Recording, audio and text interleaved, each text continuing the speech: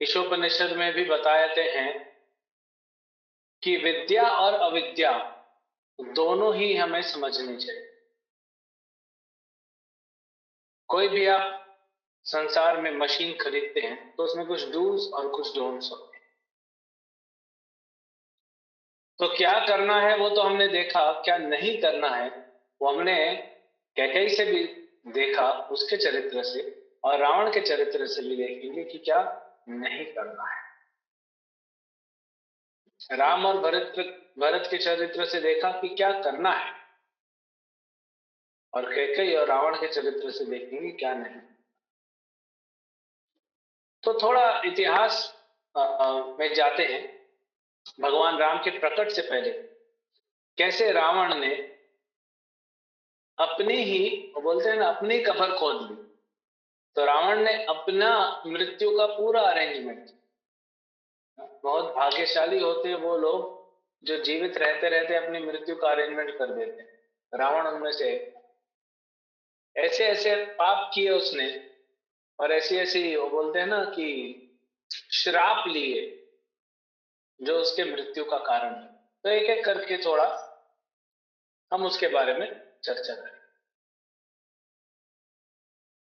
तो रावण, तो पहले रावण, उनका भाई कुंभकर्ण, दूसरा भाई विभीषण और बहन शूर्पणखा, ये चारों ब्रह्मा जी की उपासना करने लगे और हजारों सालों तक ब्रह्मा जी का उपासना किए। 1000 साल तक ब्रह्मा जी का उपासना किया। तो ब्रह्मा प्रसन्न हुए और बोले कि चारों को क्या चाहिए। तो रावण ने मांगा कि मुझे बल चाहिए। असुरों को क्या चाहिए? बल चाहिए। उन लोग सोचते हैं कि हम बल से सबको हरा देंगे, लेकिन वो नहीं जानते कि मृत्यु को बल से नहीं हराया जा सकता। मृत्यु को मात्र भक्ति से हराया जा सकता है। इसलिए रावण भले जीत गया संसार में, लेकिन मृत्यु से हार गया, क्योंकि वो बल चाहता। ठीक है, ब्रह्मा जी ने बोला तुमने तपस्या की है, तथास्तु। विभीषण से पूछा तुमको क्या चाहिए? विभीषण ने मांगा भक्ति, क्योंकि विभीषण जी का हम चरित्र आगे चर्चा करेंगे। तो विभीषण ने कहा मुझे भगवान विष्णु के चरणों में भक्ति चाहिए। अच्छा, रावण मूर्ख। सब लोग देखने लग गए ना, ये असुर के घर में किधर, जैसे दैत्य के घर में प्रहलाद प्रकट हुए, ये किधर से आ गए। तो रावण ने एकदम, बोलते ना, मजाक उड़ा दिया। बिल्कुल बुद्धू है। अरे 1000 साल तपस्या किया, तुम भक्ति मांगा? अच्छा मांगना चाहिए। तो बोलते हैं ना, जिसको वैल्यू नहीं है वो क्या समझे। हर कोई भक्ति की वैल्यू को नहीं समझ सकता। इसीलिए जो भक्त नहीं है ये समझते हैं कि भौतिक संसार ही सब कुछ है, और जो भक्त हैं वो समझते हैं कि भौतिक संसार कुछ नहीं है, यहाँ आ गए, रहना है, ठीक। श्रील भक्ति विनोद ठाकुर कहते हैं, क्योंकि 1898 में बहुत बड़ा प्लेग हुआ था, पूरी दुनिया में प्लेग फैला, करोड़ों लोग मरे, वायरस चल रहा है। तो 1898 में भक्ति विनोद ठाकुर ने लिखा था कि ये प्लेग क्या करेगा, ये तो शरीर को खत्म करेगा, और शरीर नश्वर है, वैसे ही खत्म होने वाला है। लेकिन भक्ति न करके जो हम आत्मा की हत्या कर रहे हैं, हम आत्मा को मार रहे हैं, उसका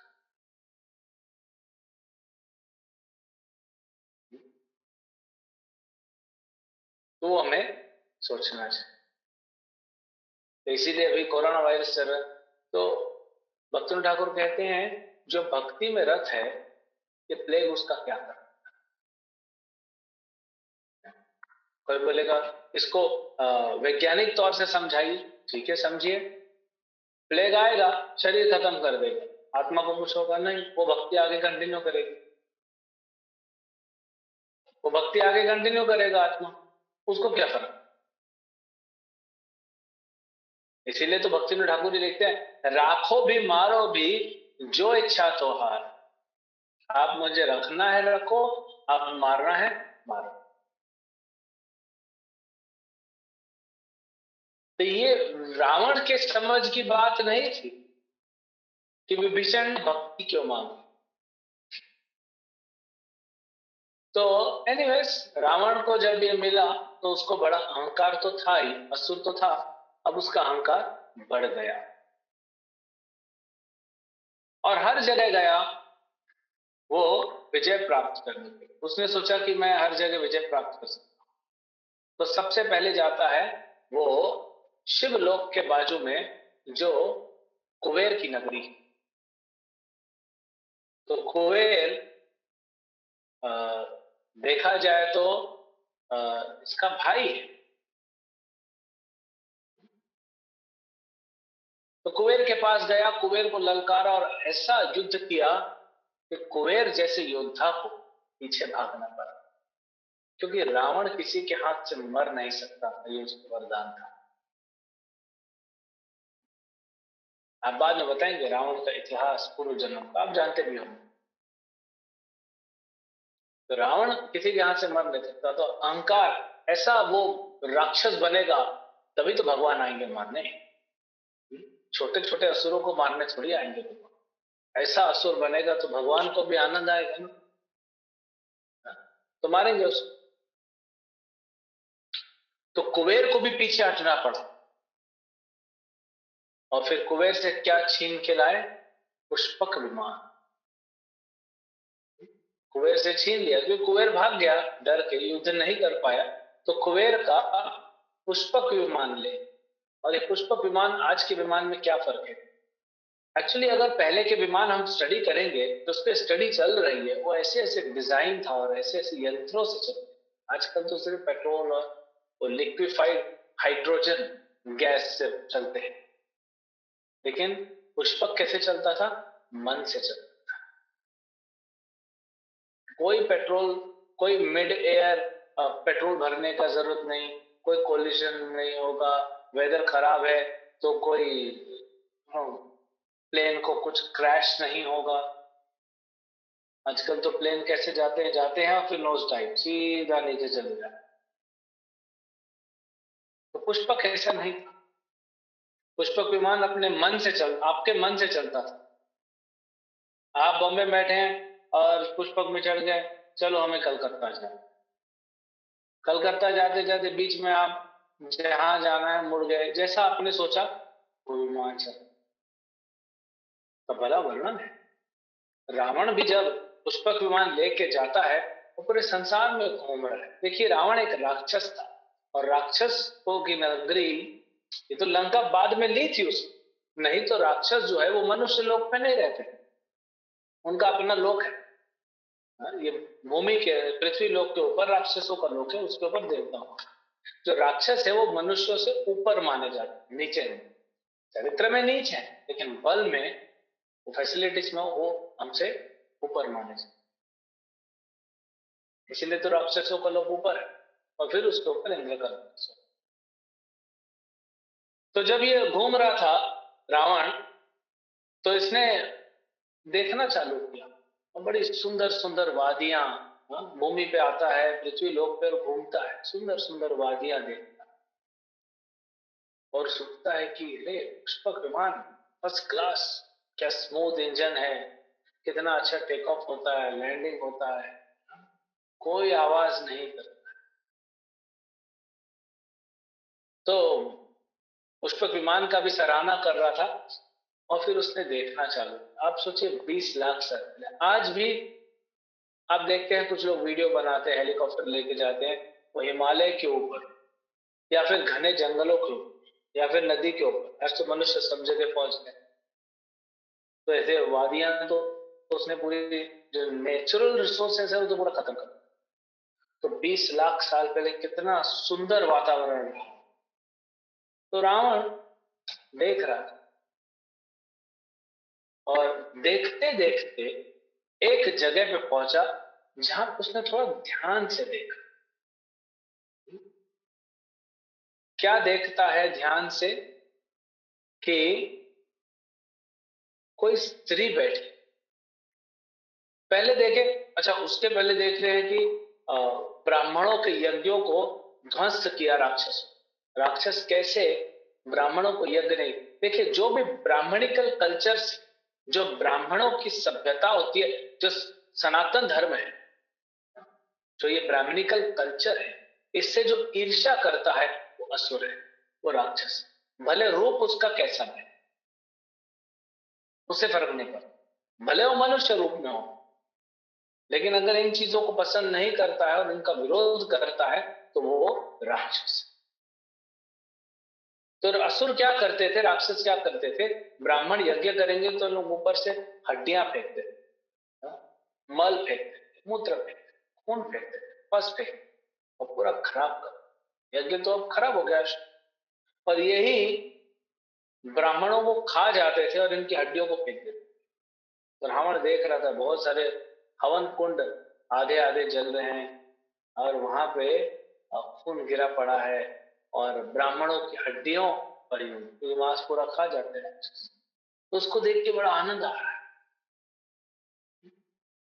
जैसे अभी गर्मी का मौसम आ गया है, तो गर्मी के मौसम में हम निकलते हैं तो गन्ने का जूस, आम का जूस, है ना, ककड़ी इधर बिकता है ठेले में, तो ये देख के आपको अच्छा लगता है, हाँ लेना चाहिए। वहीं आपके थोड़ा थोड़ा सा दूर एक सुअर चल रहा है, तो उसको इससे फर्क नहीं पड़ेगा, बोला ये गन्ने का जूस में मेरा कुछ नहीं होगा, फिर देखेगा कहीं खुला हुआ गटर था। अभी अभी अभी गर्मी का जो ये घमौरियां परेशान कर रही है उसको, वो सीधा उसमें डाइव करेगा और आनंद लेगा। तो सबका अपना अपना कैटेगरी है। प्रहलाद महाराज कहते हैं कि जो आपको शरीर मिला है उस शरीर के अनुसार आपको मिलेगा क्या, अपने आप आपको उतना फैसिलिटी मिल जाता है। इंद्रिय भोग का फैसिलिटी हर शरीर में। तो ये देखते देखते अब इसमें रावण को देखिए, ब्राह्मणों की हड्डियां पड़ी हैं, ऋषि मुनियों की हड्डियां पड़ी हैं, और उसको आनंद आ रहा है। तो असुरी है। जाते जाते ध्यान से देखा तो कोई तपस्या कर, तो देखो कौन है ये, अकेला तपस्या कर। थोड़ा ध्यान से जूम किया, हाँ, थोड़ा जूम इन किया तो देखा तो कोई स्त्री है, और थोड़ा जूम किया तो बड़ी सुंदर स्त्री है। अब ये इतनी सुंदर स्त्री जो है, ये यहाँ क्या तपस्या कर रही है जंगलों में पर्वतों के बीच में। तो आते हैं, उनका मन किया तो पुष्पक अपने आप आ। रावण में मायावी शक्ति थी और कोई भी रूप ले सकते। तो वेदवती के सामने आए रावण सुंदर रूप लेके, और वेदवती का जो है उनकी सुंदरता गुणगान करने लगा रावण। जो सती स्त्री होती है ना, जो चरित्रवान है, जो पतिव्रता स्त्री है, जो सती है, अगर कोई पराया पुरुष उसका गुणगान करता है सुंदरता का, तो उसको बहुत बुरा लगता है, क्योंकि का गुणगान करने के चक्कर में वो व्यक्ति क्या कर रहा है, वो स्त्री का भोग कर रहा है। यही रावण ने सीता के साथ भी किया, और सीता को भी अच्छा नहीं लगा। तो ये वेदवती के साथ वो सुंदरता का वर्णन कर रहा है। तो वेदवती को बड़ा चिढ़ लगने लगा, गुस्सा लगने लगा। तो बोलते हैं, तुम किसकी बेटी हो, किसकी पत्नी हो, या तुम्हारा पति नहीं है, होगा भी तो मुझे फर्क नहीं पड़ता। ये तो असुर था ना, ये तो एक्सपर्ट था दूसरों की पत्नियों को उठाने में, इसको क्या फर्क पड़ा। तो फिर वहां से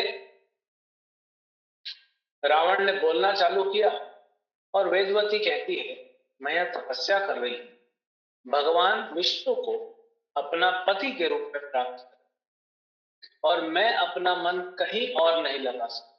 वो बोल रही है, तो जब स्त्री बोल रही है तो चुपचाप पीछे हट जाओ। ये सज्जन पुरुष का लक्षण है,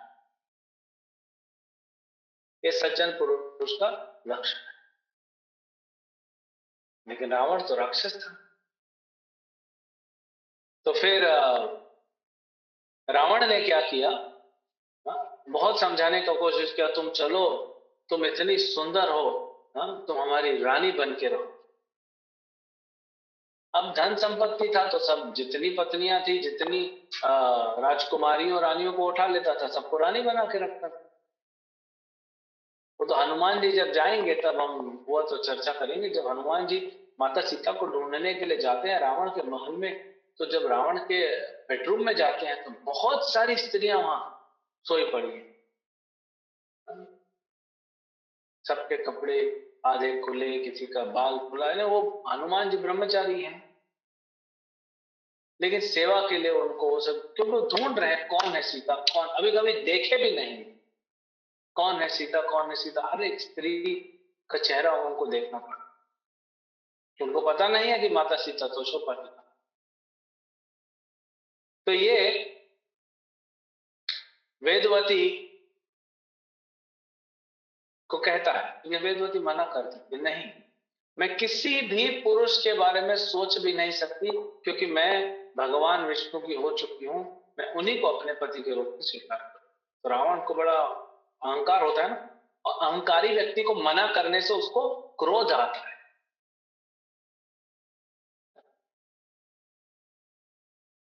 तो फिर रावण ने क्या किया, उसके बाल पकड़े वेदवती, और वेदवती को बड़ा क्रोध आया, सिर्फ उसके बाल छुए तो वेदवती ने क्या किया, जैसे बाल पकड़े ना एक हाथ से, तो वेदवती ने अपने हाथ से अपने बालों को ऐसे हाथ घुमाया और बाल कट गए। जो रावण के हाथ में बाल थे वो अलग हो गए, उसके हाथ में इतना शक्ति था कि बाल को काट दिया। वेदवती जला सकती थी, भस्म कर सकती थी अपनी तपस्या से रावण। कई बार लोग सोचते वेदवती ने भस्म कर लिया होता तो फिर झंझट ही नहीं आ गई। हमने कहा ना, जो भगवान का भक्त होता है वो धैर्य से चलता है। भगवान कृष्ण, भगवान और भगवान दोनों भक्त, भगवान के भक्त दोनों धैर्य से।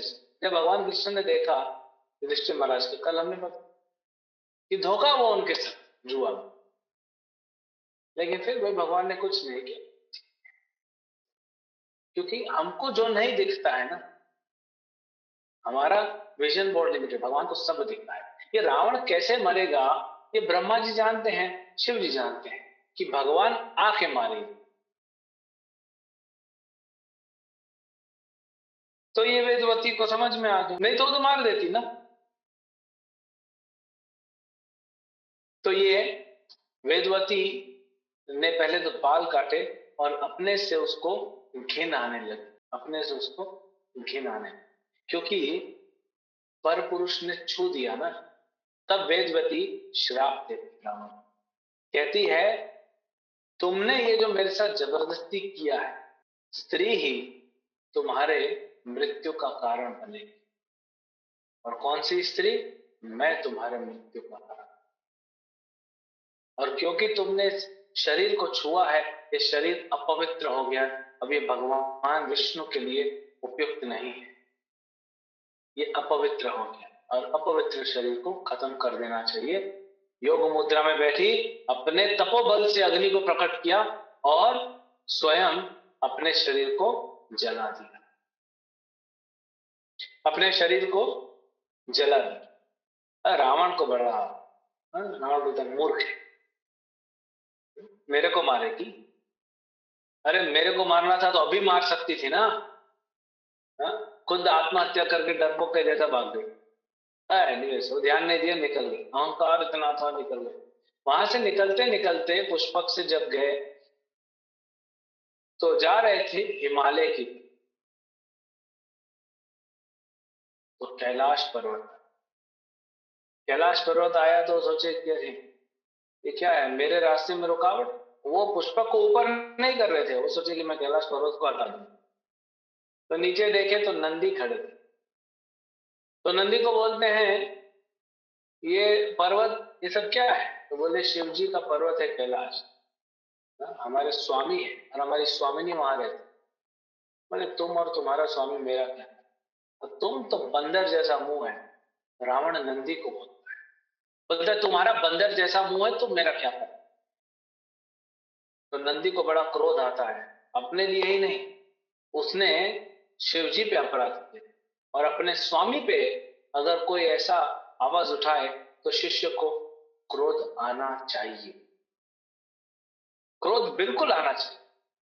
तो नंदी ने उस समय श्राप दिया कि तुम मुझे कहते हो कि मेरा मुंह बंदर जैसा है, मैं तुम्हें श्राप देता हूं, ऐसे बंदर पैदा होंगे, ऐसे वानर पैदा होंगे इतने शक्तिशाली जो तुम्हारे पूरे कुल को खत्म कर।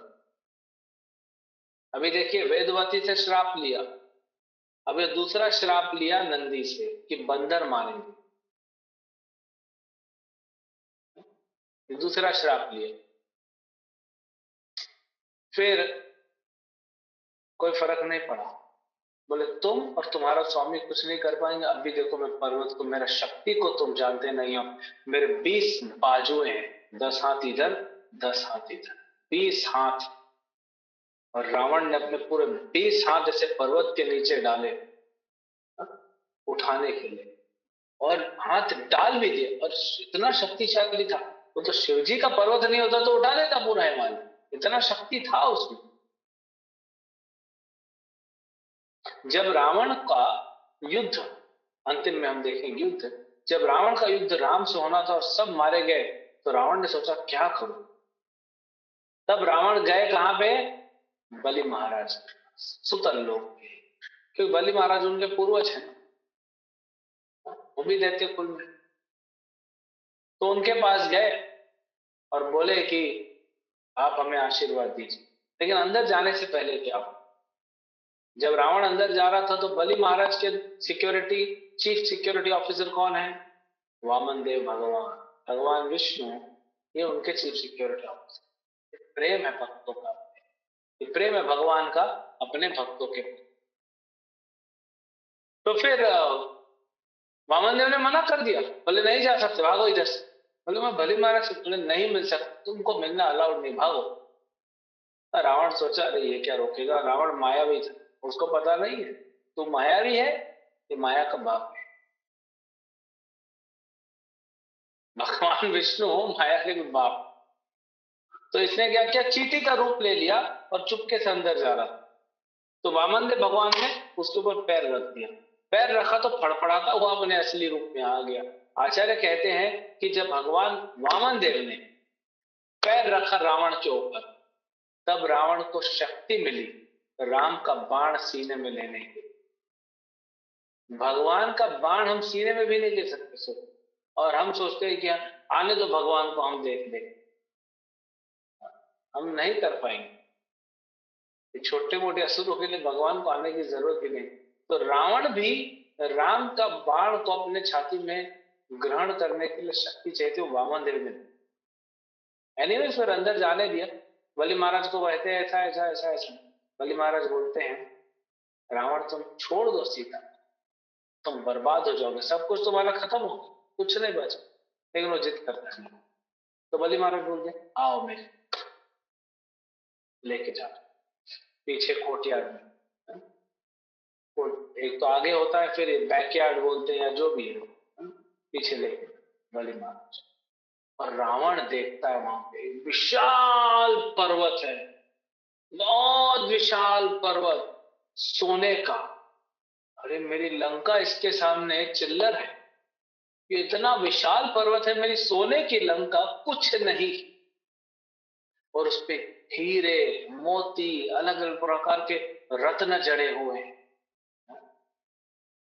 टोपाज, एमरल्ड, पर्ल्स, सफायर, ये सब जड़े हुए हैं। और बहुत विशाल वो पर्वत है। देख क्या हक्का बक्का है। अरे महाराज क्या है। बलि महाराज बोले एक और है मेरे पास, एक और है। क्योंकि ये कामी तो था, लोभी भी था,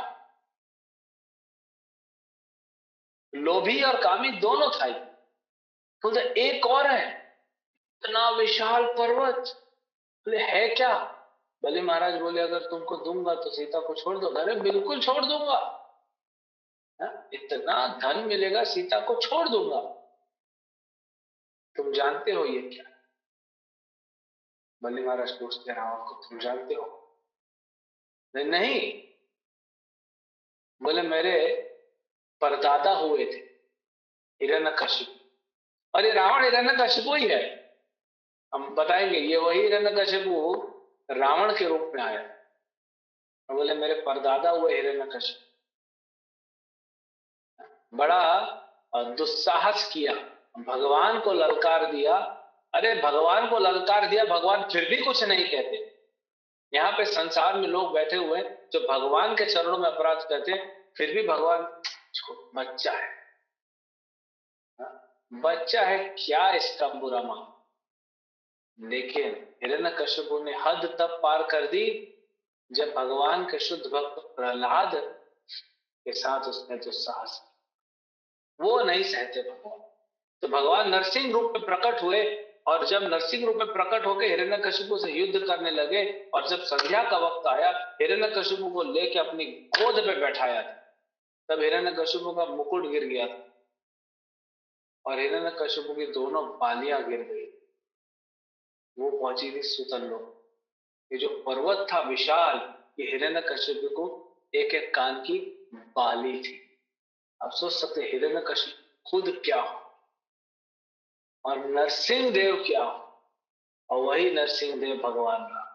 और ये देखो मूर्खता लड़ने जा रहा है। समझाए बलि महाराज, नहीं समझ। तो नंदी तो इसे पर्वत तो उठा लिया। एक्चुअली तभी बलि महाराज ने कहा था तुम्हें उठा सकते हो तो लेके जाओ, और उठा लिया था। इतना शक्तिशाली था, इसीलिए बता रहे। तो अपने 20 हाथ डाला और कैलाश पर्वत को हिला दिया। जब कैलाश पर्वत हिलाया तो पार्वती जी शिव जी के साथ बैठी थी, वो उठ रही थी और कहीं जाने के लिए। तो जब झटका लगता है, जैसे ट्रेन सडनली रुक जाती है, या प्लेन में झटका लगता है, या गाड़ी में सडनली ब्रेक लग जाती है, तो आप आगे हो जाते। तो पार्वती जी उठ रही थी, तो उनको बड़ा झटका लगा और वापस वो शिव जी के ऊपर ही आ गई। तो पहले थोड़ा घबरा गई। शिव जी बोले, हे देवी तुम घबराओ मत, ये अहंकारी रावण है और कुछ नहीं कर पाएगा, इसको अभी दंड दे दो। तो शिवजी तो दंड देंगे, पार्वती ने श्राप दिया कि इसने स्त्री को डराया है, स्त्री ही इसके मृत्यु का कारण बनेगी।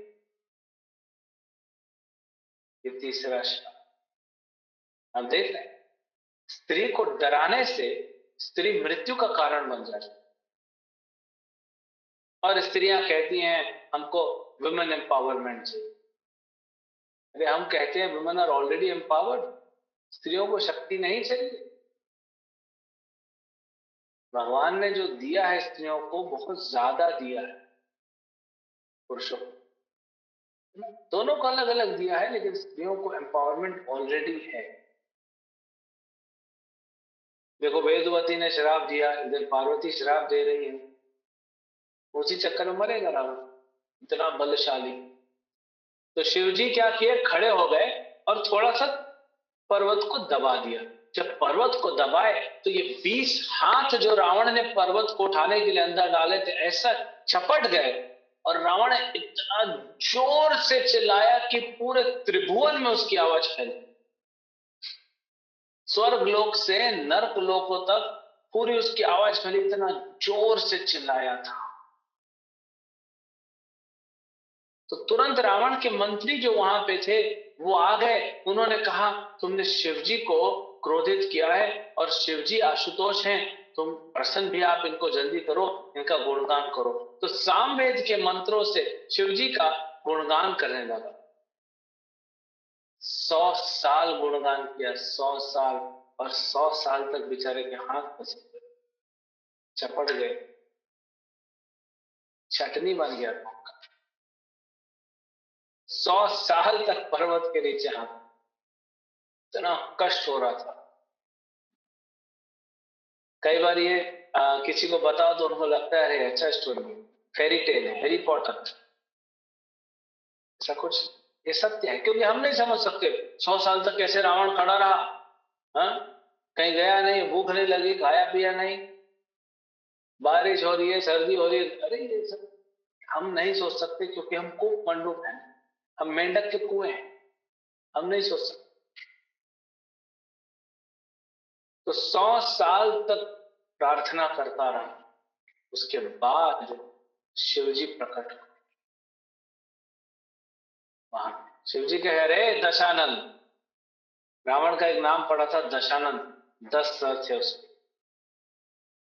हाँ? तो क्यों इतना हल्ला कर रहे हो? हाँ? ठीक है, तुमसे प्रसन्न है, मांगो क्या चाहिए। अब शिव जी को पता है मरेगा अहंकार में। शिव जी से क्या मांगता है? बोलता है प्रभु, पहले मन में सोचता है, देखिए गणित लगाता है, ये भक्त नहीं है शिव जी का, ये बनिया है। बोलता है जिसने मेरे हाथ को चपेट दिया मेरे से बलवान है, और उसके बाद इतना बल है, तो ऐसे लोगों से दोस्ती करना चाहिए, ऐसे लोगों का गुणगान करने में शर्माना नहीं चाहिए, इनसे फायदा ही मिले। तो अपने फायदे के लिए वो गुणगान कर रहा।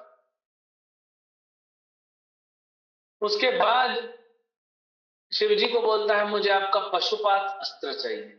शिव जी सोचे मूर्ख, जो मरने वाला है, हाँ? ये पशुपात अस्त्र भी इसको बचा नहीं पाएगा, क्योंकि पशुपात ब्रह्मास्त्र के ऊपर होता है, पशुपात पशुपात अस्त्र के ऊपर होता है, हाँ, भगवान विष्णु का सुदर्शन है। एक्चुअली बहुत सारे अस्त्र होते हैं, विष्णु अस्त्र और नारायण अस्त्र, तो सबसे पावरफुल सुदर्शन। और सुदर्शन से ऊपर रहता है भगवान की मुरली का अस्त्र। जब भगवान मुरली वादन करते हैं, जब भगवान मुरली बजाते हैं, तो संसार में भक्त हो अभक्त हो, वो पूरा उनका,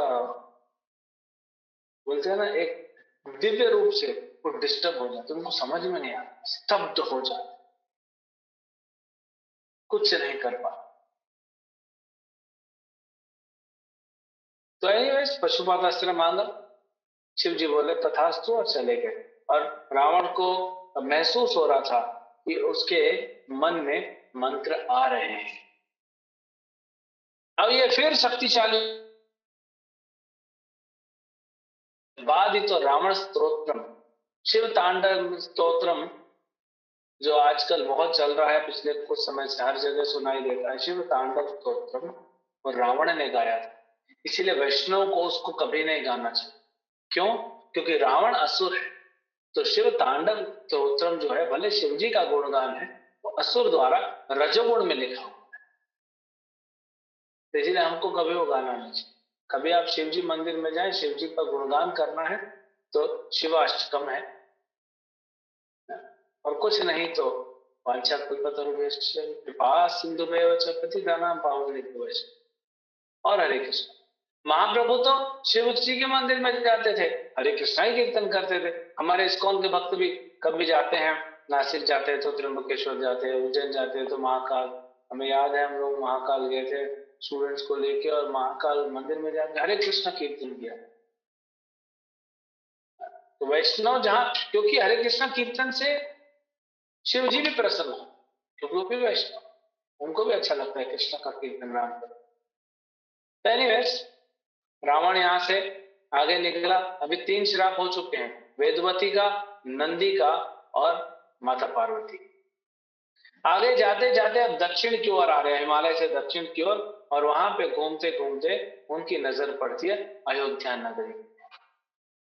वो सोचता है ये मनुष्य क्या है, ये मेरे सामने क्या टिकी। तो मनुष्य को ये गिनता भी नहीं था। इसीलिए जब ब्रह्मा जी से वरदान मांगा था, तो इसने एक ही वरदान मांगा था कि मनुष्य और पशु को छोड़, बंदर को छोड़ दीजिए, उसके अलावा कोई भी मुझे मार ना पाए। तो भगवान राम मनुष्य के रूप में आए, अपने रूप में आए, वो मनुष्य जैसा रूप है, या हम कह सकते हैं एक्चुअली हमारा रूप वैसा है, भगवान ने हमको दिया है। और वानर सेना को लेकर, इन्हीं दोनों का तुमने वरदान नहीं मांगा था, चलो ब्रह्मा जी का वरदान का लाज रखते हुए तुमको मारे। तो मनुष्य को गिनता भी नहीं था, लेकिन सोचा कि मुझे तो त्रिभुवन पे राज करना है, तो चलो पृथ्वी लोक पे क्यों ना करे। और पृथ्वी लोक का ये जो स्वामी है, हाँ, अनरण्य, उस समय अनरण्य महाराज थे रघुकुल में, वो राज करते थे, उनको चैलेंज किया, बहुत बहुत भयावह युद्ध हुआ, दोनों की आर्मी आई, बहुत युद्ध हुआ और अनर्य महाराज हार गए। तो मृत्यु से पहले रावण बड़ा दुस्साहस कर रहा था, हंस रहा था, बोला देखो तुम क्या हो, तुम अपने आप को पृथ्वी का राजा कहते हो, तुमको ऐसे मारते। अनर्य महाराज बोलते हैं कि तुम क्या मुझे मारोगे रावण, मेरी मृत्यु तो मेरे कर्म अनुसार हुई है, क्योंकि मृत्यु तो सबकी होनी है, अपने अपने कर्म अनुसार, जहां लिखा है, जब लिखा है, जैसे लिखा है वैसे ही मृत्यु हो। कोई चेन्नई में रहता है, जीवन भर चेन्नई में रहा, लेकिन उसकी अगर मृत्यु कहीं और लिखी है तो वहां पहुंचेगा और वही मृत्यु होगी। कैसे होगी, कहां होगी, कब होगी, ये सब ऑलरेडी लिखा। तो बोलते तुम क्या मेरे को मारो, लेकिन तुम इस रघुवंश को, इस रघुवंश का तुम मजाक उड़ा रहे हो ना, मैं तुम्हें श्राप देता हूं, यही रघुवंश में एक राजा आएगा जो तुमको मारेगा। और वो राजा कौन है, मर्यादा पुरुषोत्तम भगवान श्री रामचंद्र की जय। वही तो भगवान रामचंद्र प्रकट हुए इसको मारने के। तो ये चौथा श्राप लिया। आप देख रहे हैं कितना मधुकरी कर रहा है बेचारा, कितना मेहनत कर रहा है, मरने के लिए इतना मेहनत कर रहा है, इतना श्राप ले रहा है, चौथा श्राप। फिर पांचवा अब ध्यान नहीं दिया, बोला तुम कौन मारेगा तुम्हारे राज्य, मनुष्यों को तो मैं गिनता नहीं। वहां से जाते जाते अब ये भाई साहब चले गए कहां पे, स्वर्ग में। स्वर्ग पे इनकी नजर पड़ी वहां की सुंदर अप्सरा रंभा पे। कहा जाता है रंभा स्वर्ग की सबसे सुंदर अप्सरा में एक, उस पर नजर पड़ी। उस पर जब नजर पड़ी तो उसके साथ वैसा ही बदतमीजी जैसा बात करना, और बदतमीजी से बात करते करते ये रावण इतना कामुक था कि उसने रंभा के साथ जबरदस्ती की। जो रंभा का पति था नलकुबे, वो कुछ नहीं कर पाया, क्यों, डरता था रावण मार देगा। और रंभा को रावण ने जो है कलंकित कर, वहां से जाने लगा। तो नलकुबर ने श्राप दिया, बोले रावण मैं तुझे मार नहीं सकता, लेकिन श्राप दे सकता हूं कि तूने आज के बाद किसी भी स्त्री के साथ जबरदस्ती करने का प्रयास किया, तेरा सर फट जाएगा। 10 है ना, इसके 10,000 टुकड़े हो जाए और तुरंत मृत्यु हो जाए। ये पांचवा श्राप, ये सब तैयारी कर रहा है। इसीलिए तो बार बार माता सीता को धमकाता था, लेकिन कुछ कर नहीं पाता, क्योंकि जैसे ही जबरदस्ती करने जाएगा इसका सर फट जाएगा। तो भगवान ने सब अरेंजमेंट किया। अब ये पूरा ब्रह्मांड में जा रहा है, सबको परेशान करते करते नारद मुनि बोले अरे रावण पागल हो, इसको रोकना पड़ेगा। तो रावण के सामने आते बोले अरे रावण तुम इतना बलशाली हो, ये क्या तुम बच्चों के साथ कर, तुम्हारा कोई नाम नहीं होगा ये बच्चे लोगों के साथ लड़ने से। नारद तो सबके मित्र, धीरा धीरा प्रिय जनों प्रिय करो। भगवान के भक्त कैसे होते हैं, धीर हो अधीर हो, असुर हो देवता हो, राक्षस हो दैत्य हो मनुष्य हो, सब उनको प्रेम करते। यही नारद को कंस भी प्रेम करता था, सुनता था उनको। तो फिर रावण ने कहा तो क्या करूं, मेरे पास तो इतना शक्ति है, बच्चों से नहीं लड़ना, लेकिन क्या करूं। बोले तुम यमराज के पास, सीधा यमराज के पास भेज दिए रावण को। बोले तुम यमराज से लड़ो, वो पावरफुल है। और ठीक है, गए यमराज से लड़ने के लिए। और यहाँ पे भी बहुत बड़ा युद्ध हुआ, इतना बड़ा युद्ध हुआ, रावण मर नहीं रहा। फाइनली यमराज जी ने सोचा मैं अपना यम दंड चलाऊंगा। यम दंड जब चलाया जाता है जब सामने वाले को खत्म कर, तो ब्रह्मा जी आ गए, रावण को नहीं दिख रहे थे, क्यों, रावण के तो इष्ट देव थे। फिर बाद में तो शिव जी की, ये देखो ऐसे होते असुर, पहले ब्रह्मा जी को इष्ट देव बनाया, फिर शिव जी को इष्ट देव बनाया। तो इसीलिए ब्रह्मा जी सिर्फ यमराज जी को देखे और कहा, यमराज को रोक दिया कि मत चलाइए यमदंड, प्रलय आ जाए, ये नहीं मरने वाला। आप पूरा ब्रह्मांड खत्म कर दोगे फिर भी नहीं मरे, ये सिर्फ और सिर्फ भगवान विष्णु के हाथ में मरने वाला है, क्योंकि ये भगवान ने ही वरदान दिया। यही हिरण्यकशिपु है और उसका भाई कुंभकर्ण हिरण्याक्ष है। हिरण्यकशिपु हिरण्याक्ष जो है वो पूर्व जन्म में जय विजय थे, भगवान के भक्त। उनको श्राप मिला था ब्राह्मणों का, चतुर्ब्राह्मणों का, चतुर्कुमारों का। तो भगवान ने कहा था तुम चिंता मत करो, तुमको मारने के लिए मैं ही आऊंगा और कोई तुमको नहीं मार सकता। तुम इतने फर्स्ट क्लास एक नंबर के विलेन बनोगे, तुमको मारने के लिए रियल हीरो, और रियल हीरो कौन है? कृष्ण, उन्हीं को आना है। पैसा उनको रोक। अभी देखिए कितने सारे शराब ले, यही आगे होगा। अब हम इसके बाद जाते हैं, पूरा स्टोरी हो जाता है, ये लीलाएं हो रही हैं। अब सीता के स्वयंवर में भी जाता है, लेकिन उतना ध्यान नहीं देता, हार जाता है तो चला जाता है, क्योंकि शिव धनुष नहीं उठाता।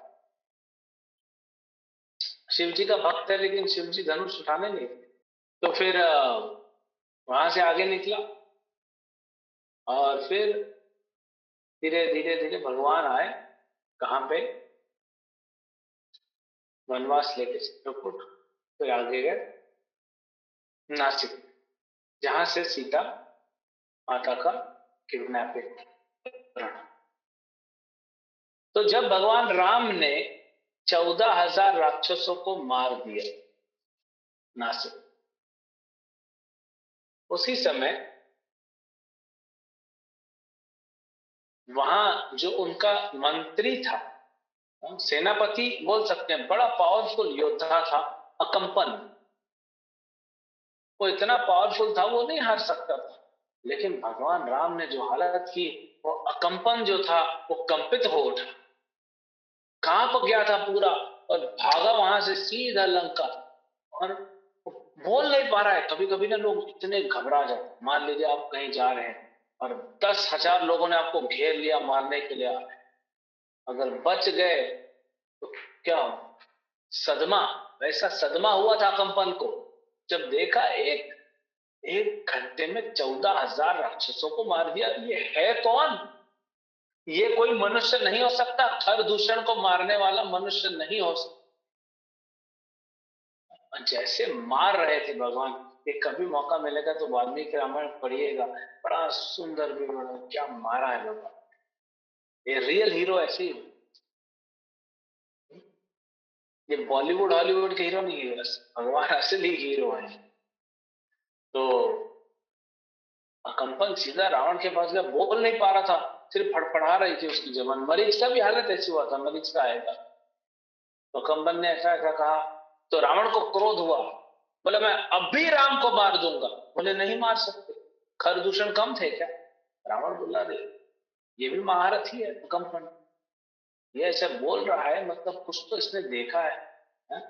तो रावण बोला क्या किया जाए? अकंपन ने बुद्धि दिया रावण को, उसका बुद्धि फिरा दिया।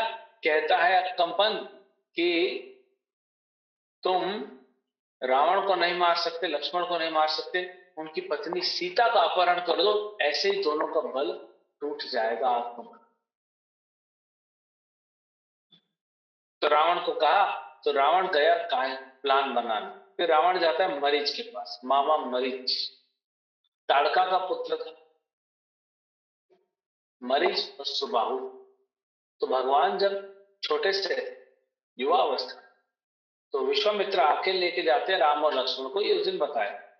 तब राम और लक्ष्मण से मरवाया था किसको? ताड़का को, सुबाहु को। लेकिन मरीच को बाण मारा था राम ने, वो बाण से 80,000 मील जाके दूर फेंकाया, और जहां पे मरीच गिरा बोलते वही मॉरिशियस। एनीवेज जो भी है, इतना दूर कहां पर गया था मरीच, और उसने सब कुछ छोड़ के पर्वत पे आके तपस्या करने लगा, कांप रहा था अभी। तो रावण आता है, बोलता है मामा, तो वो बोलता है अरे आज कैसे राजा आए हैं? जैसे हम कई बार हम लोग बोलते हैं ना, संसार में सुनते होंगे भाषा, क्या बात है, आज सुदामा की कुटीर में स्वयं कृष्ण पधारे। तो बोले आज राजा इधर कैसे आ गया? बोले काम है कुछ। फिर बताते हैं, पूरा प्लान बताते हैं, अभी हम शॉर्ट में जा रहे हैं, पूरा प्लान बताते हैं। राम का नाम सुनते, र सुनते मरीच बोलता है, जब मैं र सुन लेता हूं तो कांप जाता हूं आज भी। इतने वर्ष पुरानी बात है, मैं कांप जाता हूं। तुम राम कोई साधारण मनुष्य नहीं है, भूल जाओ, तुम जानते नहीं हो। अब कंपन ने भी बोल दिया और ये मरीज भी बोल रहा है, मतलब कुछ तो होगा। तो रावण छोड़ दिया और वापस से। अब इधर शूर्पणखा का बड़ा इंसल्ट हो गया था, है ना। शूर्पणखा का बड़ा ही इंसल्ट हो गया। किस कारण से? बस सीता के कारण। देखिए, एक स्त्री का पुरुष इंसल्ट कर दे चल जाता है, लेकिन दूसरी स्त्री के सामने इंसल्ट करे वो नहीं सह पाता, ईर्ष्या बढ़ जाती। तो सीता के कारण ऐसा किया। फिर खरदूषण को भेजी थी, उसको मार दिया। आई थी रावण के पास अपना कटा हुआ नाक ले। क्या हो गया बहन, किसने तुम्हारा यश रख किया? बताओ मुझे, आज ही उसको पाताल भेज। बोलती है भैया, मैं अपना काम कर रही थी और ये दो लड़के आके मेरे को छेड़ रहे थे, मैंने रोका। हा? मैंने बोला मैं रावण की बहन हूं, देखो मेरा क्या आश्रम। झूठी है एकदम। उधर भी राम और लक्ष्मण क्या बोलते, मेरा विवाह नहीं हुआ, बल्कि विवाह हो चुका है, पति छोड़ के भाग गया। अब बोलती है कि मैं तो जा रही थी अपने अपने काम से काम रख रही थी, ये दोनों लड़के मेरे को छेड़ने लगे। कंप्लेंट कर रही है थी। हाँ? और कैसे झूठा कंप्लेंट कर। तो रावण को गुस्सा आया। रावण बोले अच्छा, यही तो कर दूषण। अब बार बार रावण भी राम राम राम सुन रहा है, उसका भी दिमाग जो है गर्म होते जा रहा है। तो देखेगी, लेकिन राम बलशाली है, तो रावण भी थोड़ा बुद्धिमानी सोचा, तो शूर्पणखा को समझाने की कोशिश की। अब शूर्पणखा ने बोला अस्त्र छोड़। शूर्पणखा ने माता सीता के दिव्य शरीर का वर्णन ऐसा गंदे रूप से किया, ऐसा भद्दे रूप से किया कि रावण की कामुकता को जगा दी। आपने सुना होगा, विनाश काले विपरीत बुद्धि, यही है वो। भगवत गीता में भगवान दूसरे अध्याय में श्लोक नंबर 62 और 63 में बताते हैं क्या होता है। 8 सीढ़ी है जो पतन की ओर जाती है। ध्यायतो विषयान पुंसं संगस्तेषुपजायते संगात् संजायते कामः कामात् क्रोधोऽभिजायते। ध्यायतो विषयान पुंसः, हमारा ध्यान अगर विषय पे जाता है, सबसे पहले क्या होता है, हमारा मन विषय वस्तु में लगता है। और हमारा मन जब विषय वस्तु में लगता है, संगस्तेषु हो जाए, तब हम संग करते हैं उसके साथ। अभी मन में चल रहा है, इसलिए मन में भी हमको काटना पड़ेगा, क्योंकि मन में चलेगा तो तन में आएगा। संगात संजायते कामः, क्योंकि संग कर रहे हैं उस विषय वस्तु से, तो काम उत्पन्न होता है हृदय। और जब काम पूरा नहीं होता है या टाइम लगता है, तो कामात क्रोध हो विचार, तो क्रोध प्रकट होता है। ऐसे ही रावण को क्रोध प्रकट होता है। क्रोधात भवति सम्मोह, क्रोध से क्या होता है, सम्मोह होता है, मोहित हो जाता है। सम्मोहात स्मृति विभ्रमा, और उससे सम्मोह से क्या होता है, स्मृति विभ्रम हो जाती है।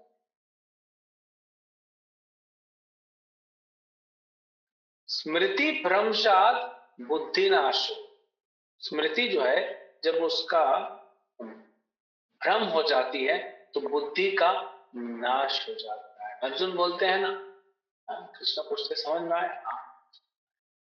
क्या समझ में आया? स्मृति लब्ध्वा, नष्ट मोह स्मृति लब्ध्वा, मेरा मोह नष्ट हो गया और स्मृति आ गई, मतलब बुद्धि काम करने लगी। और यहाँ पे वही बोलते हैं स्मृति भ्रंशात बुद्धिनाशो, स्मृति जब उसकी मोहित हो गई, चली गई, तो क्या हुआ, बुद्धि नाश हो गई। और बुद्धि नाश हो जाती है तो क्या होता है, बुद्धिनाशात प्रणश्यति, बुद्धि का नाश हो गया तो वो जाएगा, खत्म हो गया। इसी को बोला विनाश काले विपरीत बुद्धि। तो रावण वैसे ही कामुक था, दूसरी की औरतों को, बेटियों को, बहनों को उठा के ले भाग। अब इसने शूर्पणखा ने ऐसा उसका कान भर दिया, इतना गंदा विवरण किया कि वो जानती थी कामुक है रावण, एक स्त्री से प्रसन्न नहीं होता, वो हजारों स्त्रियों का भोग करता है फिर भी उसका मन नहीं भरता है। अगर इसका ये बटन दबाया जाए, सबकी कमजोर नस होती है, वो दबाई जाए तो मेरा बदला ले, मेरा बदला जा। वो नहीं बोल रही है कि आप मेरे लिए करो, नहीं, उसने आपकी बहन को मारा है, मतलब आपका नाम खराब हो जाएगा, लोग सुनेंगे, इसलिए बदला लो। कैसे लोगे, उसकी पत्नी उठा, उसने तुम्हारे घर की बहू बेटियों को छेड़ा है, तुम भी उसकी पत्नी को उठा, हिसाब करा। अभी शूर्पणखा कौन है, ये जो संसार में मीडिया है ना, सॉन्ग, ये सब हमारे काम को बढ़ाते हैं। लोग गलत तरह का वीडियोस देखते हैं, सब काम हमारे हृदय में, और काम की अग्नि को भड़काते रहते हैं, ये घी का काम, यही शूर्पणखा है। जैसे आप ये वीडियो, ये स्लाइड में देख रहे हैं, ये इमेज, कैसे वो व्यक्ति बंद गया, हिल नहीं पा रहा है कंप्यूटर से, क्यों, क्योंकि ऐसा ही कुछ गलत वीडियो देख रहे हैं। कई बार रामायण सीरियल चला दो तो आधे लोग देखना बंद कर दो, महाभारत सीरियल चला दो, एनीवे भक्तों को तो देखना नहीं चाहिए, लेकिन कम से कम जो बनाया तो भी क्रेडिट है, क्योंकि कम से कम बहुत लोग देख रहे हैं, संस्कार तो आ रहा है, कुछ तो सीख रहा है। तो यही शूर्पणखा काम करती है। तो आपके जीवन में हमने बताया परसों कि मंथरा को भगाइए, मंथरा आपके मन में बैठी, उसको भगाइए। अब ये दूसरी औरत जिसको भगाना है अपने जीवन से, ये शूर्पणखा। हमारे सबके हृदय में काम, क्रोध, लोभ, मोह, मत्सर भरा काम है, लेकिन और भड़काए तो ये सब चीजें। तो रावण का काम इतना भड़क गया कि रावण तुरंत आया मरीच के पास, अब तो लेके जाना है, क्योंकि अब बदला लेना है, वो छोड़ो, अब मुझे सीता चाहिए। शूर्पणखा जानती थी इसकी कमजोरी है, तो मरीच के पास आया, मरीच बोला तुम फिर आ गए, बोले इस बार वापस नहीं जाऊंगा। रावण बोलता है मरीच, इस बार काम हो गया, बहुत समझाया, नहीं समझ। रावण ने बोला, तलवार निकाल दी, बोले मरीच अगर तू मेरा काम करेगा तो हो सकता है राम तुझे मार, हो सकता, लेकिन तू नहीं करेगा तो मैं तो तुझे अब भी मारूंगा, अब भी। सोच, मरीच ने सोचा रावण जैसे दुष्ट के हाथ से मरने से अच्छा मैं राम से हाथ में मरूं, और फिर मेरा भला होगा, उद्धार हो जाए। इसीलिए वो माना मरीच, क्योंकि वो राम के हाथ मरना चाहता है, रावण के हाथ मरना चाहता, राम के हाथ। तो मरीच और रावण ने मिलकर ये किया कि मरीच जो है सुनहरे हिरन का रूप लेगा, इसकी पूंछ गुलाबी होगी, ऐसा कोई हिरन होता नहीं। और ये हिरन क्या किया मरीच, और ये फिर आके पीछे से सब पूरा प्लानिंग हुआ, तो हिरन आके खेलने लगा और माता सीता के पास खेल रहा। देखते ही देखते माता सीता के मन को मोह लिया उसने, और फिर जब वो बुलाना चाहती थी, पकड़ना चाहती थी, तो जंगल भाग गया। प्रभु राम उस समय ने बोलते प्रभु मेरे को हिरन चाहिए, हम उसको अयोध्या लेके जाएंगे, अपने महल में रखेंगे। राम बोले ऐसा कोई हिरन नहीं होता, गुलाबी पूंछ, सुनहरे कलर का, ऐसा कोई हिरन, अरे मैंने बनाया ही नहीं, प्रोडक्ट तो कैसे आएगा? मैंने, बनाने वाले तो भगवान है, ये भगवान ने बनाया नहीं तो ये आएगा कैसे प्रोडक्ट? बोले नहीं नहीं नहीं स्वामी, मेरा मन मोह लिया, इसने मुझे चाहिए, मैं इसके बिना नहीं रह सकती। ये है तो माता सीता लक्ष्मी। लेकिन यहाँ इनकी लीला में क्या कर रही हूँ, स्त्री का ने देखा, दशरथ महाराज कैकेयी को बोल दिए थे जो चाहिए, उनका कितना बड़ा नुकसान। और यहाँ पे भगवान राम इसलिए नहीं चाहते, लेकिन स्त्रियां होती हैं, उनको कहा गया उनका चंचल स्वभाव है बच्चे जैसे, क्योंकि ठीक है, यही भगवान ने उनको इसीलिए बनाया है, ये नहीं कि वो कम है, भगवान ने उनको ऐसे बनाया है, तो कुछ गलत नहीं है। जैसा भगवान हमको बनाते हैं, जैसा हमको नेचर देते हैं, हमको वैसे ही कार्य करना पड़ता है।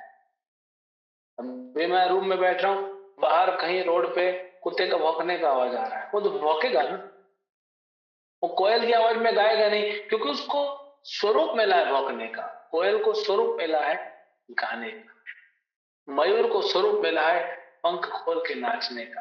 वैसे ही पुरुष का स्वरूप है स्त्री का, ने इनकी प्रवृत्ति है, वो वैसे ही करे, इसीलिए भगवान रामचंद्र चला। अब जब भगवान जाते हैं, आपको पता है, लक्ष्मण को बोलते हैं तुम सीता को छोड़ के नहीं जाना, कुछ गड़बड़ है।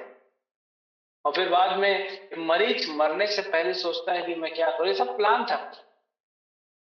तो जब मार दिया राम ने, तो राम की आवाज में, बड़ा एक्सपर्ट था आवाज बदलने में, राम की आवाज में जोर से बोलता है, ओ लक्ष्मण, ओ सीता, देखो मेरे को बाण लग गया, ओ लक्ष्मण मुझे बचाओ, सीता मुझे बचाओ। तो जब माता सीता ने सुना राम की आवाज, तो लक्ष्मण को बोलती है जाओ। लक्ष्मण जानते बहुत बोलती है, बहुत बोलती है, नहीं जाते हैं। फिर बोलती है मैं समझ गई लक्ष्मण, तुम मन में क्यों, तुम इसीलिए आए हो कि राम का वध हो जाए और तुम मेरा भोग कर सको। ये सह नहीं सके, लक्ष्मण जी का दिमाग पूरी तरह उड़ गया, ये सह नहीं सके। और फिर लक्ष्मण जी गए और इधर सीता को उठाने के लिए रावण आया साधु का वेश, बोलता भिक्षा दो। बोले अभी रुके, मेरे पति आएंगे दे। बोले नहीं, टाइम नहीं है, तुम अभी नहीं दोगी तो मैं तुम्हें श्राप दे दूंगा, तुम्हारे पति का कुल और तुम्हारे पिता का कुल दोनों खत्म हो जाएगा, मायका ससुराल दोनों ध्वस्त हो जाएगा। तो सीता देती है और रावण अपने असली रूप में आता है। पहले तो साधु रूप में आता है और सीता का शरीर का गुणगान करता है। हाँ, अजीब लगता है।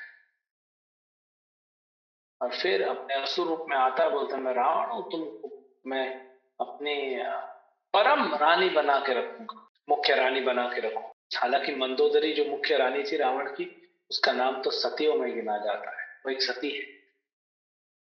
तो बोले तुमको मुख्य रानी, लेकिन माता सीता कौन है रावण नहीं जानता। अब माता सीता को अगर ये हाथ लगाएगा तो भस्म हो जाएगा। फिर कैसे चुरा लिया? क्योंकि ये माता सीता ओरिजिनल नहीं थी, ये छाया सीता।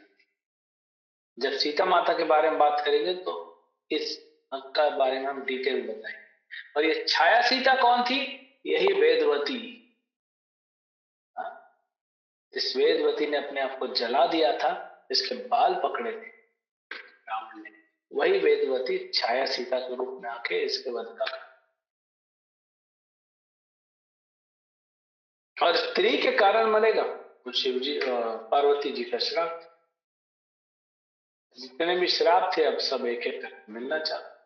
तो वहां से उठाया सीता को और गधों की गाड़ी लेके आया था। रावण जो है वो गधों की सवारी करता है, जैसे अर्जुन घोड़े का रथ चलाता है, रावण के रथ गधे खींचते। क्या बोले, जिसका ड्राइवर, जिसकी गाड़ी ऐसी होगी वो कैसा होगा। तो जाता है, फिर जटायु मिलते हैं, जटायु को पता है कि नहीं बच पाऊंगा, रावण शक्तिशाली है, फिर भी प्रयास करते हैं, रावण को हरा भी देते हैं। एक समय ऐसा लगता है कि जटायु जीत जाएंगे, लेकिन फिर अंत में रावण बड़ा शक्तिशाली है, वो मार देता है। अब ये रावण बोलता है मेरे को कोई कुछ नहीं कर पाएगा, कोई कुछ नहीं कर पाएगा। वाली, सुग्रीव का भाई वाली, एक बार रावण ने चैलेंज कर दिया था, वाली लड़ने के लिए चला गया और लड़के रावण को अपने हाथों से लड़के मारा था, और इतना मारा था, मार मार के अपने घर लेके आया जिंदा रावण को और बांध दिया था। और वाली के बच्चे खेलते थे सुग्रीव के साथ, जैसे कुत्ता बांध देते हैं बच्चे आके खेलते, ऐसा बांध दिया था, बच्चे लोग खेलते थे आगे। ये उसका हालत किया था। और बोलता है रावण इतना अहंकार दिखाता है।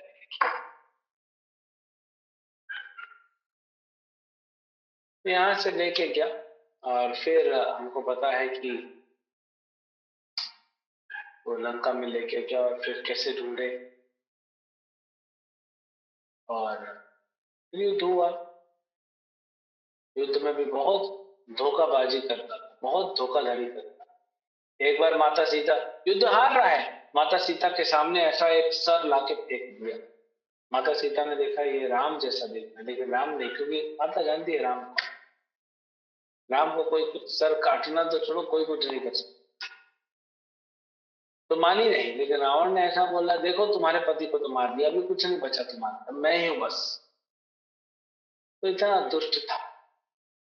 अंत में भी राम ने बड़े मौके दिए रावण को, बड़े मौके दिए, लेकिन रावण जो है वो सुना नहीं, समझा नहीं।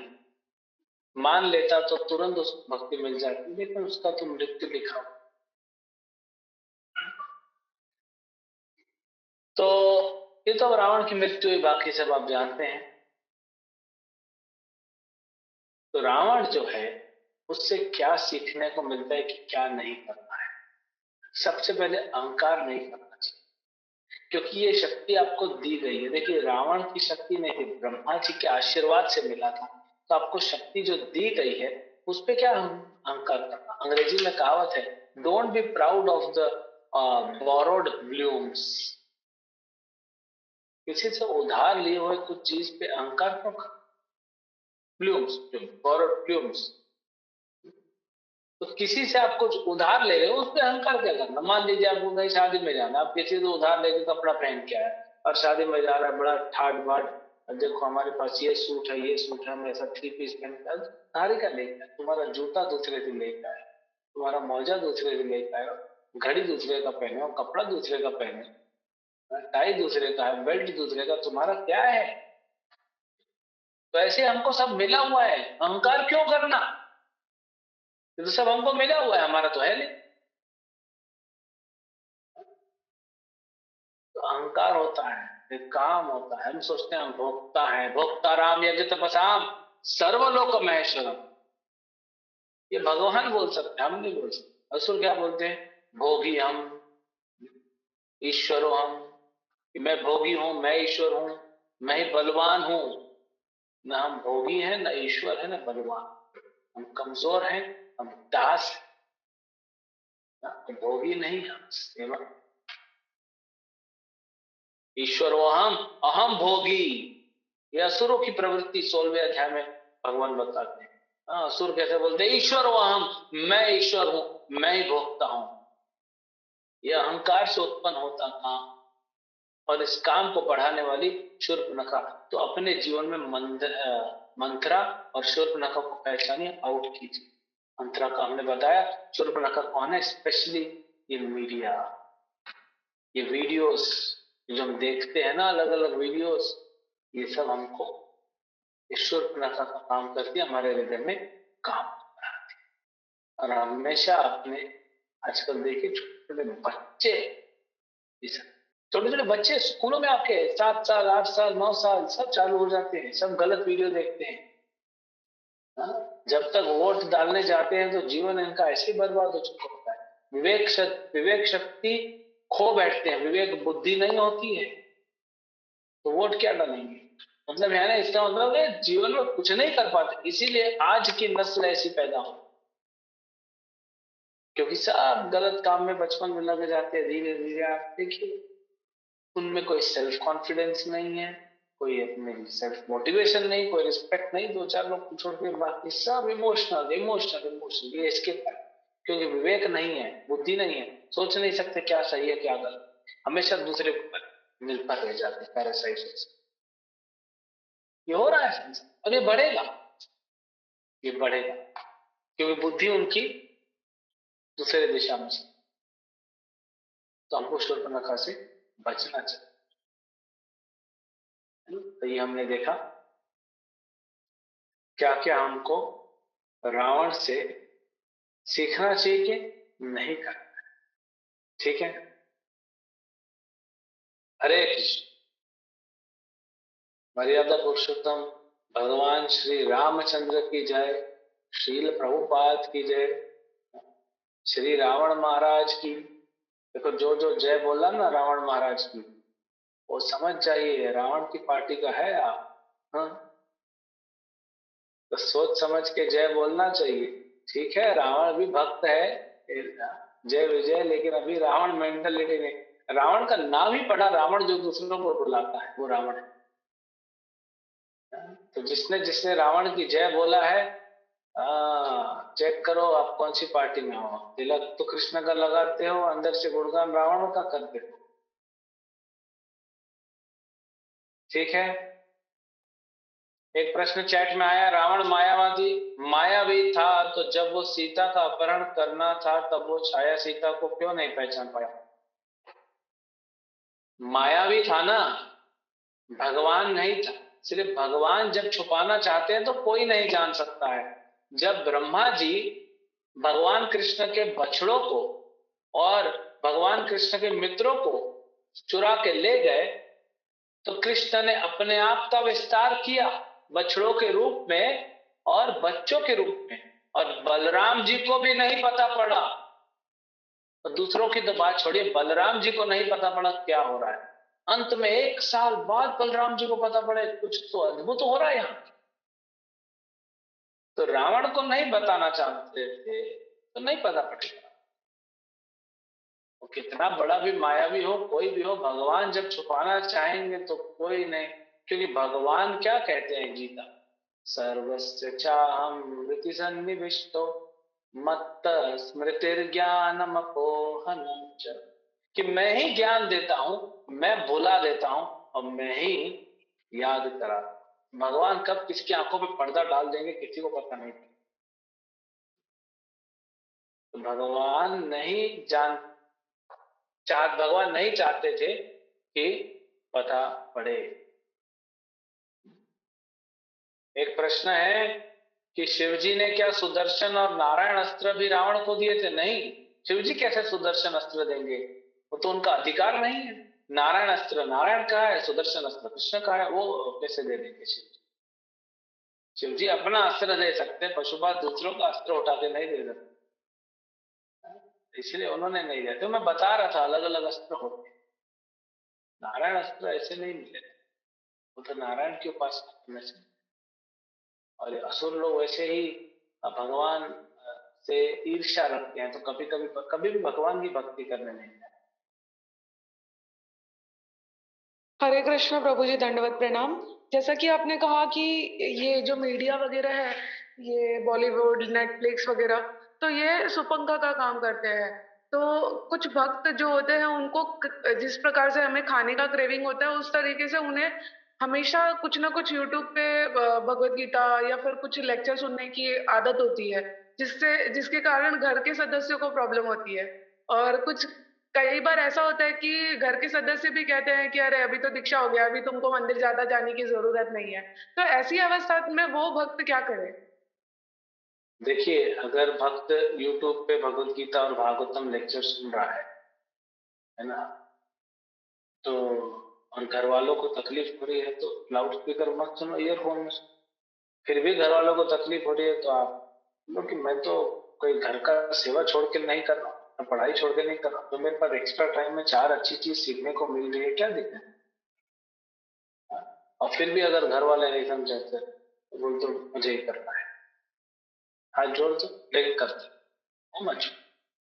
प्रहलाद महाराज हिरण्यकशिपु के विरुद्ध कभी नहीं गए, लेकिन हिरण्यकशिपु के शब्दों का पालन नहीं किया बच्चा। ये नहीं कि जो आप बोलो कि मैं करूँ, बल्कि विरुद्ध नहीं।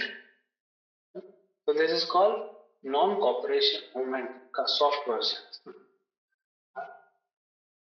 हम आपके विरुद्ध नहीं जाएंगे, लेकिन कॉपरेट जो आप बोल रहे हो वो हम नहीं कर सकते। तो थोड़ा सा टेक्निक लगाना पड़ता है ना? एक प्रश्न है चैट में, प्रभु जी रावण शिव जी का बड़ा भक्त था, फिर भी भगवान विष्णु के अवतार राम जी से शत्रुता की और उसे पहचान नहीं सका, ऐसा क्यों? क्योंकि वो भक्त नहीं था। पहले तो ना, भक्ति शब्द सिर्फ भगवान विष्णु, नारायण, राम, कृष्ण, चैतन्य महाप्रभु इनके साथ में, तो शिव जी का भक्त नहीं था। कहा जाता है शिव भक्त, लेकिन शिव जी का उपासक था। और क्योंकि रजोगुण से तमोगुण से ग्रसित था, तो इसीलिए वो नहीं जान सकता। भगवान को हर कोई नहीं जानता। भगवान कहते हैं जिसको मैं आशीर्वाद दूंगा वही मुझे जान सकता, नहीं तो नहीं जान सकता। अगर शिव के पास रावण जाता और बोलता, प्रभु आप तो परम वैष्णव हैं, आप मुझे कृपा कीजिए, तो उसको कृपा करते और वो भी, रावण भी विष्णु का भक्त बनता। लेकिन क्योंकि विष्णु के प्रति ईर्ष्या रहती है असुरों की, तो कभी विष्णु का गुणगान है। आप देखिए रावण, हिरण्यकशिपु, कोई विष्णु के पास नहीं गया। ये लोग ब्रह्मा के पास जाते, शिव के पास जाते, विष्णु के पास क्यों नहीं जाते? इनका बहुत ईर्ष्या होता है। विष्णु भक्त भवे देवता, जो भगवान विष्णु के भक्त हैं वो देवता है, बाकी सब असुर हैं। आप ब्रह्मा के भक्त बनो, उपासक बनो, चाहे शिव जी के, चाहे इंद्र, चंद्र, सूर्य, किसी के बनो, वो आसुरी भक्ति तो सिर्फ भगवान विष्णु कर लीजिए, भगवान कृष्ण की। तो ये जो है ईर्ष्या की वजह से वो नहीं पहचान पाया। दशहरे में हम रावण की पूजा क्यों करते हैं? हम तो रावण की पूजा नहीं करते। दशहरे में तो रावण को जलाया जाता है। पहली बार सुन रहा हूं पूजा होती है। वो बात अलग है, बकरी को, जैसे बकरे को हलाल करने के पहले तिलक विलक लगाता है, कोई कर रहा होगा। हाँ, लेकिन रावण को तो जलाया जाता है दशहरे के दिन। पहली बार सुन रहे हैं कि पूजा होती है। हाँ, एक दो जगह हमने सुना है, मध्य प्रदेश में, एक साउथ में, कि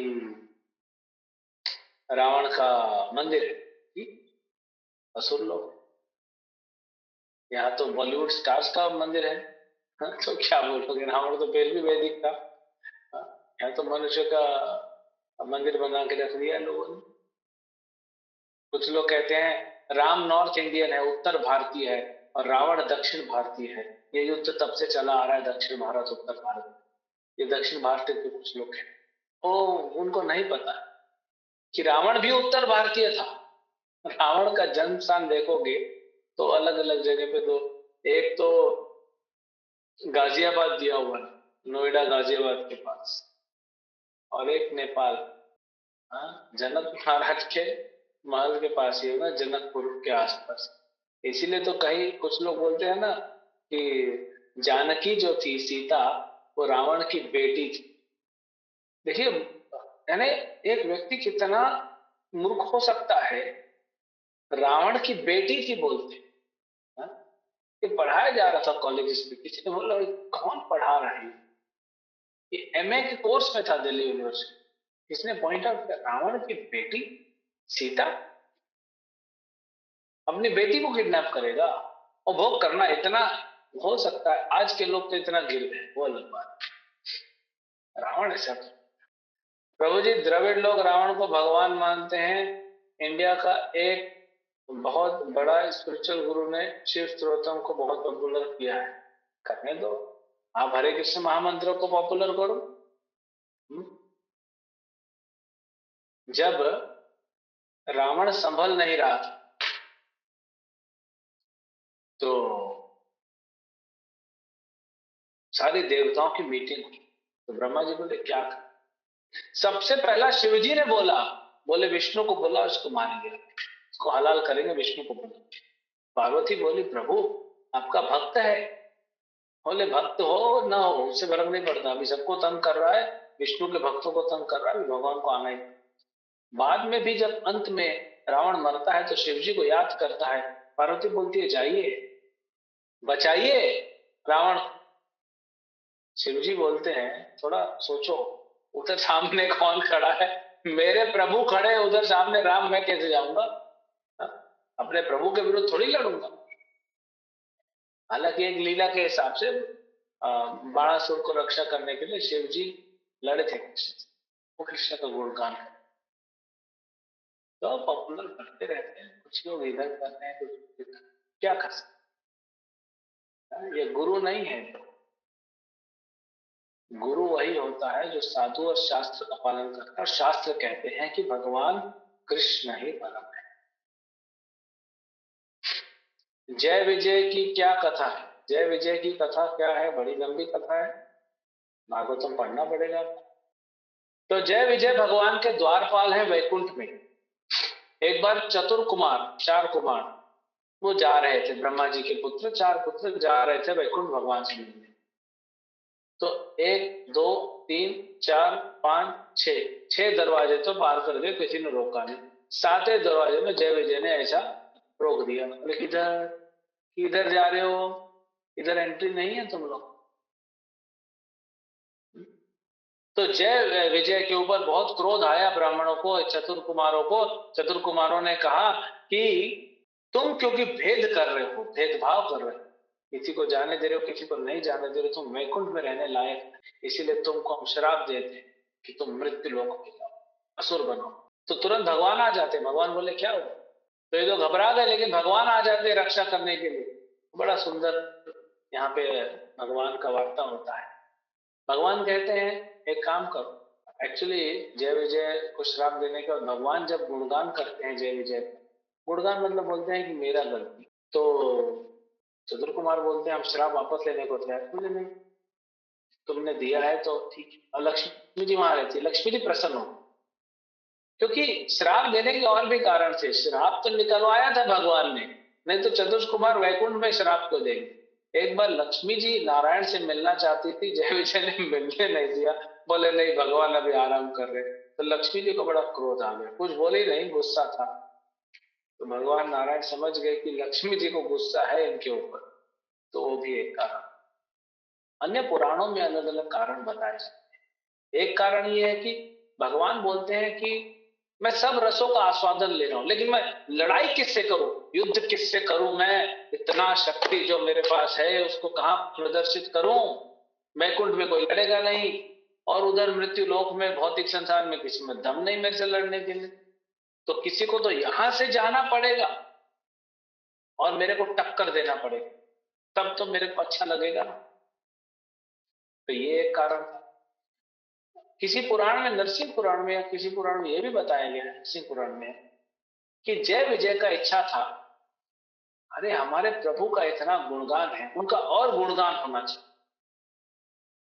हाँ? तो जय बोलता है विजय को, चलो हम लोग असुर बन के जाएंगे मृत्यु लोक में, और भगवान को आना पड़ेगा, कोई हमको हमको कौन मार पाए, कोई नहीं, भगवान आएंगे, भगवान से ऐसा युद्ध होगा धमाकेदार, और भगवान हमको मार देंगे, और भगवान का गुणगान जय जयकार पूरे त्रिभुवन में फैल जाएगा, तो करना चाहिए। तो इतने सारे कारण थे इस श्राप देने के। तो फिर डील ये हुआ कि तुम 3 जन्म असुर बनो और मैं तुमको मारूंगा, तुमको वापस ले आओ, या फिर 7 जन्म के लिए तुम मेरा भक्त बनो और नीचे जाओ। जय विजय ने बोला 7 जन्म कौन जाए, 3 जन्म वापस बोला, भले असुर बनो, क्या फर्क, कोई भी रोल दो लेकिन जल्दी घर जाना, पैकअप जल्दी करो, रोल कोई भी दो, शूटिंग जल्दी पैकअप, घर जाना है, अभी लॉकडाउन चल रहा। तो इसीलिए जय विजय तो चाहते ऐसे श्राप, यही जय विजय बने हिरण्यकश्यप हिरण्याक्ष, और यही बने आ, रावण और कुंभकर्ण, और त्रेता युग में, द्वापर युग में बने शिशुपाल और दंतवक्र। तो ये जय विजय। प्रभु जी रामेश्वरम की स्थापना तो रावण ने की थी, एक ब्राह्मण के रूप में राम जी ने खुद बुलाया था। हाँ ठीक है, वो भी एक कथा आती है, वाल्मीकि रामायण में नहीं है, सुने हैं, तो क्या हो, अगर आप अपने घर में फर्नीचर बुलाने बनाने के लिए कारपेंटर को बुलाओगे, तो घर कारपेंटर का थोड़ी हो जाएगा, वो फर्नीचर कारपेंटर का थोड़ी हो जाएगा। फर्नीचर आपका रहेगा, सामग्री आपकी है, आप उसको पेमेंट दो, चलता बना। ऐसा थोड़ी कि वो कोई पंडित आएगा आपके आपका विवाह कराने के लिए, विवाह कराएगा, दुल्हन को लेकर चला जाएगा, ऐसा थोड़ी होगा। अपनी दक्षिणा लो, निकलो। रावण को बोला थे दक्षिणा दिए चलो। हरि बोल प्रभु जी. It is said in Kali Yuga both Sura and Asura stay in each individual. Is it true that mentality committed sin get exempted from? हाँ, सुरा और असुर सब है. हम थोड़ा भक्ति कर रहे हैं, असुर भी हमारे अंदर बैठे हैं, इसलिए दोनों प्रवृत्ति है. यस, अगर आप मन में पाप करते हो तो उसका फल नहीं मिलता कलयुग में, ये सही बात. लेकिन अगर मन में करते रहोगे ना प्रभु जी, बहुत जल्दी वाणी में आएगा और वाणी से शरीर में आएगा. जब क्रोध आता है ना किसी व्यक्ति को, तो मन से उत्पन्न, फिर उसकी आंखों में आता है, लाल हो जाता है, फिर उसके नाक में आता है, सांस गर्म हो जाती है, फिर उसके होठों पे आता है, फड़फड़ाने लगते हैं, फिर उसकी जीवा पे आता है, बहुत बोलना चालू करता है क्रोध में, फिर धीरे धीरे उसके हाथ पांव में क्रोध आता है और मारना चालू करता है. तो जो मन में होता है बहुत जल्दी वाणी में आएगा, बहुत जल्दी शरीर में आएगा. इसलिए मन में आए हुए विचारों को खत्म करो आगे बढ़ने में. प्रभु जी, वाई जय विजय came in Kaliyuga and Mahaprabhu lila they had liberated in Dwapara. Dwapara में लिबरेट हो गए थे, मुक्ति मिल गई थी, वो जा रहे थे तो देखे कि चैतन्य महाप्रभु आ रहे हैं और मुक्ति नहीं, कृष्ण प्रेम देने वाले, तो दोनों आ गए जगत में. इसे प्रेम लेने आ, मुक्ति से ऊपर है ना, कृष्ण प्रेम को लेने आ. हरे कृष्ण.